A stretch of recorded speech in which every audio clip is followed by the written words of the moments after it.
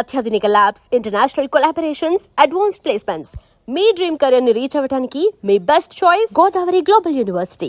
కష్టం వస్తే ఎవరితో షేర్ చేసుకోకండి. ఏమైతుందంటే కష్టం రావడం కంటే మీరు కష్టాన్ని షేర్ చేసుకోవడం వల్ల సమస్యలు ఎక్కువ వస్తాయి. కరెక్ట్. బేసిక్ ఏం చేస్తావు నువ్వు, నీకు ఒక సమస్య వచ్చింది, దన్నా దోస్తులు ఇద్దరికి చుట్టాలకి ఇద్దరికి ఫోన్ చేసి నువ్వు టెన్షన్ లో పానిక్ అటాక్ వల్ల 10 మందికి చెప్తావు. ఈ 10 మందిలో ఏ నా కొడుకు నీకు పని చేయడు. నువ్వు ఫోన్ పెట్టేసిన మరుక్షణం వాడు ఏం చేస్తాడు తెలుసా, 100 మందికి ఫోన్ చేస్తాడు.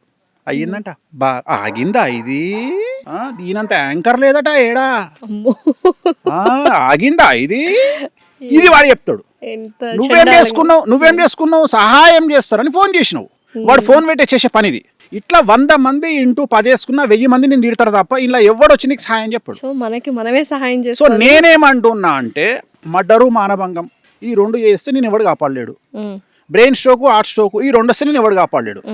సో ఈ 4కి భయపడు, దేనికి భయపడు. ఇప్పుడు ఉదాహరణ, మీ ఇంట్లో ఎవరికో బ్రెయిన్ స్ట్రోక్ వచ్చింది. బ్రెయిన్ స్ట్రోక్ గారు ఆగండి, మా నాన్నగారు వస్తున్నారు, అందివే ఇప్పుడే మెట్రో దిగిర్రు అన్నాం అనుకో, అవుతుంది అది ఆగదు. వచ్చే వరకు గిలగిల కొట్టుకొని పీకుతాడు. హార్ట్ స్ట్రోక్ కూడా అంతే, రైట్. ఇది బేసిక్. ఈ 2 బేసిక్. అంటే ఒక మనిషి చచ్చిపోవడానికి ఈ 2 మాత్రమే కారణాలు అవుతాయి. ఎయిడ్స్కు 10 ఏళ్ళు బతుకుతావు, క్యాన్సర్కు మంచి నార్మల్ క్యాన్సర్, థైరాయిడ్ క్యాన్సర్ అయితే జీవితాంతం బతుకుతావు, సచ్చే వరకు బతుకుతావు, అంటే 70 ఏళ్ళు బతుకుతావు. కొన్ని క్యాన్సర్లలో 2 ఏళ్ళకి పోతావు. బట్ ఏదైనా 10 నిమిషాల అకస్మాత్తుగా వచ్చే చావుల గురించి 2. నేను మాట్లాడేది 2. అకస్మాత్తుగా అంటే దేవుడు డిసైడ్ చేసిన ఈ 2. నేను అనేది యాక్సిడెంట్ కాకుండా only brain stroke, heart stroke ఇవి కాకుండా ఏది నిన్ను ప్రాబ్లం క్రియేట్ చేయదు. అట్లనే మర్డరు, మానభంగం తప్ప ఏది చేసినా ఏం కాదు. మనిషికి మనిషి సహాయం లేకుండా ఎవడు చేస్తున్నాడు తల్లి, సహాయం ఎవడు చేస్తున్నాడు, ఎవడు చేస్తుండు? మీకు ఇంతవరకు అంటే ఇన్ని ఇయర్స్ అయింది, ఎవరి సహాయం పొందలేదా మీరు ఇంతవరకు? వేణుస్వామి గారి జీవితంలో ఒక మనిషి సహాయం పొందలేదు అపార్ట్ ఫ్రమ్ ఫ్యామిలీ? నిజాయితీగా ఎవరి దగ్గర పొందలే. అంటే నా నుండి ఎక్స్పెక్ట్ చేయకుండా ఎవ్వరు చేయలే నాకు హెల్ప్. నేను అనేది ఏంటంటే వీళ్ళకంటే నా పనులు బెటర్ కదా, డబ్బులు ఇస్తే పని చేస్తారు. నేను అనేది నువ్వు ఎవరు ఏమంటాడు అంటే చివరికి నేను ఇన్నది ఏంటంటే వాడికి బలిసింది వాడు చేసాడు. This is the answer final. సహాయం చేస్తున్నాం. సో ఇలాంటి చాలా తగిలాయి కాబట్టి సహాయం చేసినప్పుడు నాకు కాదు తల్లి, చాలా మంది గొప్ప వాళ్ళను మనం తిట్టుకుంటాం. చాలా మంది గొప్ప వాళ్ళు మనుషులను కేర్ చేస్తారు అని తిట్టుకుంటాం. వాళ్ళు ఇవన్నీ చూసి వచ్చిర్రు కాబట్టి నేను అనేది ఏంటంటే నాకు తెలిసిన ఒక శిష్యుడు ఉంటాడు. ఎగ్జాంపుల్, వాడు అంతకుముందు నన్ను గురువు గారు అంటాడు. సడన్గా వాని బిహేవింగ్లో నేను ఎట్లా అబ్జర్వ్ చేస్తాను అంటే గురువు గారు పోయి గురువుకి వచ్చింది కథ. దోస్తు నడతాడు, ఏం గురు అంటాడు కదా, ఆ టైప్లో గురువు అని పెట్టిండు మెసేజ్. ఆ గురువు అనగానే నాకు అర్థమైపోతుంది, ఓహో ఈయనకి దగ్గర పడ్డదిరా అని. దానికి రీజన్ ఏంటి అంత అహం రావడం? ఏం లేదు, వాడు ఏదో కారు కొని ఉంటాడు, వాడు ఏదో కారు కొని ఉంటాడు, వాడు ఏదో చేసి ఉంటాడు, గొప్పతనం చేసి ఉంటాడు. వాని దృష్టిలో ఏంటంటే వాడికి ఏదో గొప్ప.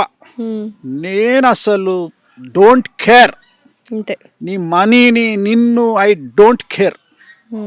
ఒక పెద్ద తోపు హీరో ఫోన్ చేసిండు నాకు, నా మేనేజర్కు ఫోన్ చేసిండు అపాయింట్మెంట్ కావాలని. రెస్పెక్ట్ ఇచ్చి మాట్లాడితే రూపాయి తీసుకోకుండా పోయి జాతకం చెప్తా. చాలా యారగెంట్గా ఫోన్ చేసి నా మేనేజర్తో యారగెంట్గా మాట్లాడితే, తెలుగు హీరోనా సౌత్ ఇండియన్? తెలుగు హీరో. చాలా యారగెంట్గా మాట్లాడితే నా మేనేజరు, మీరు వస్తారా ఆఫీస్కి, సో గురుగారు రావాలన్నా అంటే, ఏంది మేము రావాలన్నా గురుగారి దగ్గరికి అంటే, నేను అడిగిన ఏందంట అని అడిగిన. చాలా రఫ్గా మాట్లాడుతుంది సార్, 2 లక్షలు చెప్పన్నా అనగానే, ఓకే అండి గురువుగారు వస్తారు గురువుగారు మీ దగ్గరికి 2 lakhs ఛార్జ్ చేస్తారండి. 2 లక్షలా? తోపు అన్నారు కదా మీరే, తోపు హీరో కదా. అంటే ఆయన ఉద్దేశం ఏంటంటే నేను హీరోను కాబట్టి వీడు పమేరియన్ కుక్క తోకెట్లా ఊపుతుందో అట్లా ఊపుకుంటూరుకొస్తాడు అనుకుండు వాడు. కానీ మనకు అర్థం కాలే, డబ్బును మనం కేర్ చేయం, స్టేటస్ను మనం కేర్ చేయం. ఎందుకంటే చూసి తంగైపోయినాం. ఎన్ని కోట్ల ఆస్తి ఉంది సార్ వేణుస్వామి గారికి? వేణుస్వామికి ఆస్తి ఉందా లేదా అనేది ఒక విషయం పక్కన పెడితే, నీకు ఉల్టా ప్రశ్న ఇస్తా. ఒక అమ్మాయి ఒక గుడిసెలో ఉన్న వ్యక్తికి ఎస్ చెప్పొచ్చు, ఒక కింగ్ను దొబ్బే అనొచ్చు. అది ఆ అమ్మాయికి ఎంత ఉంది? That is called self respect. నువ్వు గుడిసెలు ఉన్నతో పోయినావు, నాతో పోలే, అది అమ్మాయి ఇష్టం రాబాయ్, అది అమ్మాయి ఇష్టం. డెఫినెట్లీ. నాకు సెల్ఫ్ రెస్పెక్ట్ ఎక్కువ. నేను ఇదే రెస్పెక్ట్ నేను వేరేటోడు అడిగితే ఒక అడుక్కున్నటోడు అడిగితే నేను బెండ్ అవుతా. నేను డబ్బు లేనోళ్ళకి ఇంపార్టెన్స్ ఇస్తా, డబ్బు ఉన్నోళ్ళకి ఇంపార్టెన్స్ ఇయ్యను. ఎందుకంటే నా ఉద్దేశంలో డబ్బు లేనోడిని డబ్బు ఉన్నోడిగా చేయడమే నా మోటో. ఓకే సో మామూలు మనిషిని సెలబ్రిటీగా చేయడమే నా మోటో. ఓకే, ఇదే ప్రశ్న నాకు మైండ్లో రన్ అవుతుంది. మీరే ఆన్సర్ చెప్పారు. అంటే సెలబ్రిటీలు అవుతారు అని వాళ్ళ గురించి తెలుసుకొని వెళ్ళి పూజలు చేస్తున్నారు, లేకపోతే వాళ్ళు సెలబ్రిటీ అవ్వాలి మీ దగ్గర పూజలు చేసుకున్న తర్వాత వాళ్ళు సెలబ్రిటీ? వాళ్ళకి ఆ యోగం ఉంటే చేస్తా, లేకుంటే చెయ్య. ఓకే, సో మీ దగ్గరికి చాలా మంది సెలబ్రిటీలు అవ్వాలని వచ్చిన వాళ్ళకి యోగం ఉందని వాళ్ళ జాతకం చూసి. ఎందుకంటే నేను కూడా అందరు జ్యోతిష్యులాగానే దుకాణం ఇంట్లో పెట్టుకొని చాలా సైలెంట్ గా బ్రతకొచ్చు. ఇంత మీడియాల పెంట చేసుకొని ఎవరెవరి దృష్టిలో పడి నేను ఇంత కష్టాలు అనుభవించాల్సిన పని నాకు లేదు. నేను ఎందుకు ఇటువైపు వచ్చినా అంటే వామాచారం అనేది నా డ్రీమ్. వామాచారం అనేది నా డ్రీమ్. వామాచారం అంటే ఎడమ చేతితో పూజలు చేయడము అనేది నా డ్రీమ్. సో ఇప్పుడు దశమహా విద్యలు కామాఖ్య అమ్మవారు అంటే లెఫ్ట్ హ్యాండ్ పూజలు చేయబడేది వామాచారం అనేది డ్రీమ్. అంటే ఎలాగైతే మెడిసిన్లో నార్మల్ మెడిసిన్ ఉంటుందో దాంట్లో స్టిరాయిడ్స్ లాంటివి ఈ పూజలు. సో ఇది ఇన్స్టెంట్గా రెమెడీస్ ఇస్తాయి, ఇన్స్టెంట్గా ఎక్స్ట్రీమ్ లైఫ్ ఇస్తుంది. చాలా ఇంకా నువ్వు చచ్చిపోతావు ఇంకా బ్రతకలేవు అనుకున్న స్థాయి నుండి, రోగంతో కాదు కష్టాల నుండి, అలాంటి మనిషిని రాత్రిని మిరాకిల్స్ చేసి కింగుని చేసి పెడతాయి ఈ పూజలన్నీ. మరి స్టార్ట్ చేశారా వామాచారం?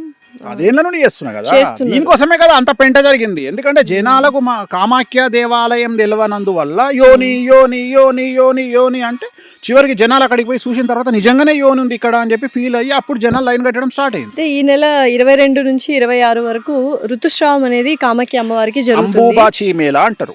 అంబుబాచి మేళా ప్రతి సంవత్సరం జూన్ నెలలో కామాఖ్య అమ్మవారికి ఋతుస్రావం జరుగుతుంది.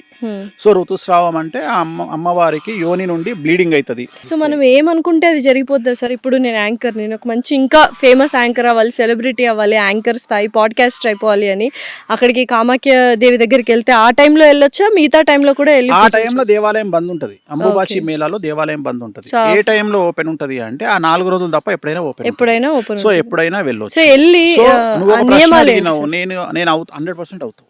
100% అవుతా. సో డెఫినెట్లీ వెళ్తాను సార్. నేను ఒక డిస్కషన్ అయ్యింది. ఒక డ్రైవరు ఒక యజమాని అడిగిండు నన్ను, గురూజీ ఈయన డ్రైవర్ పని చేస్తాడు కదా, ఈయన లైఫ్ లో సూపర్ స్టార్ ఎట్లా అవుతాడు అని అడిగిండు. చాలా మంచి ప్రశ్న వేసినావు. ఈ డ్రైవరు లోకల్ ఎమ్మెల్యే దగ్గర డ్రైవర్గా పనిచేస్తే లైఫ్ మారిపోతుంది. అంతే. లీడర్ సినిమాల రానాతోని సీఎం డ్రైవర్ చెప్తాడు, సార్ రాత్రి నాన్నగారు నాకు బ్యాగ్ ఇచ్చిరండి, 20 కోట్ల బ్యాగ్ ఇచ్చిర్రు సార్, అందులో అమ్మాయి కోసం అని చెప్పేసి ఒక 60 లక్షలు వాడుకున్నా సార్ అంటే డ్రైవర్ చేతిలో 20 కోట్ల బ్యాగ్ వచ్చింది. సో నీ స్థానాన్ని బట్టి మార్పును బట్టి నీ ఇంపార్టెన్స్ పెరుగుతుంది. డ్రైవర్ అనగానే నువ్వు చీప తీయాల్సిన పని లేదు. ఊబర్ డ్రైవర్ వేరే వాల్యూ ఉంటుంది, ఎమ్మెల్యే డ్రైవర్కి వేరే ఉంటుంది, సీఎం వాల్యూ వేరే ఉంటుంది, డిప్యూటీ సీఎం వాల్యూ వేరే ఉంటుంది, అంబానీ ఇంట్లో పనిచేసే డ్రైవర్కి వేరే వాల్యూ ఉంటుంది. సో ప్రతి ఒక్కళ్ళు వెళ్ళొచ్చు. నేను అదే చెప్తున్నా. సో నువ్వు ఏం చేస్తున్నావు అనేది ఇక్కడ ఒక్కటే, the biggest scam is job అనేది స్కామ్. ఉద్యోగం అనేది స్కాము. నీ కోసం నువ్వు కష్టపడకపోతే మంది కోసం కష్టపడాల్సి వస్తుంది.